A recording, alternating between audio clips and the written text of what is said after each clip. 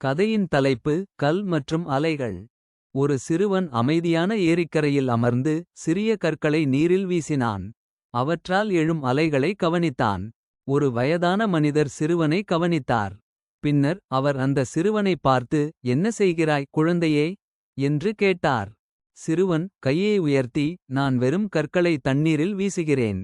அதனால் எதுவும் நடக்காது, அவை எல்லாம் நீரில் மூழ்கிவிடும் என்றான். முதியவர் ஒரு கல்லை நீரில் வீசி சிரித்தார். அலைகளை பார். கல் நீரில் மூழ்கினாலும் அதனால் ஏற்படும் தாக்கம் எவ்வளவு தொலைவுக்கு பரவுகிறது என்பதை கவனித்தாயா என்று சிறுவனை பார்த்து கேட்டார். சிறுவன் மிகுந்த ஆச்சரியத்துடன் ஒரு சிறிய செயலும் எவ்வளவு பெரிய தாக்கத்தை ஏற்படுத்தும் என்பதை உணர்ந்தான். நீ பேசும் ஒவ்வொரு வார்த்தையும் செய்யும் ஒவ்வொரு செயலும் ஒரு அலை போல் பரவும். அவை எப்பொழுதும் நல்லவை ஆகவே இருக்கட்டும் என்று முதியவர் கூறினார். அந்த நாளிலிருந்து சிறுவன்தான் செய்யும் ஒவ்வொரு செயலும் மற்றவர்களை பாதிக்காத வகையில் நடந்து கொண்டான்.